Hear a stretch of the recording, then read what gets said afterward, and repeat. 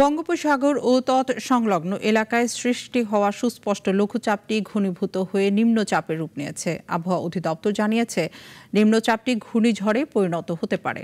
দেশের 4 সমুদ্র বন্দরকে 1 নম্বর দূরবর্তী সতর্ক সংকেত দেখাতে বলা হয়েছে। আর জানাচ্ছেন সিরাজুমণি শুভ।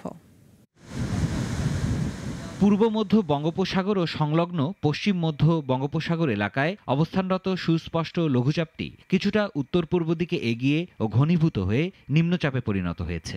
এটি আরও ঘনীভূত হতে পারে বলে জানিয়েছে আবহাওয়া অধিদপ্তর। আবহাওয়া অফিস জানিয়েছে, এটি বর্তমানে চট্টগ্রাম থেকে 817 কিলোমিটার দূরে অবস্থান করছে।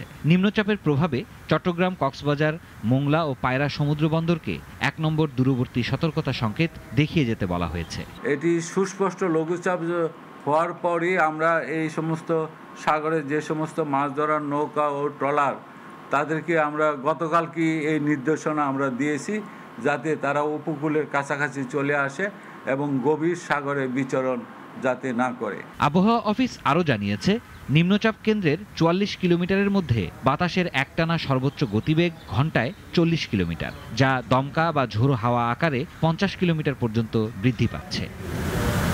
এদিকে এখনও নিম্নচাপের প্রভাব পড়েনি উপকূলীয় এলাকায়। প্রখর রোদের পাশাপাশি পড়েছে ভ্যাপসা গরম। নদ নদীর পানি স্বাভাবিক জোয়ারের চেয়ে 1 থেকে 2 ফুট বৃদ্ধি পেয়েছে।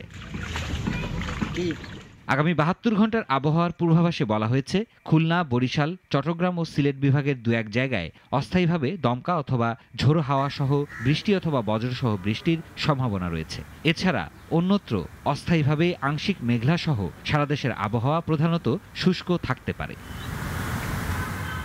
সিরাজুমণি শুভ, নাগরিক। একমাত্র ওয়ালটন এসি দিচ্ছে 1 বছরের রিপ্লেসমেন্ট গ্যারান্টি এবং কম্প্রেসারের 10 বছরের গ্যারান্টি।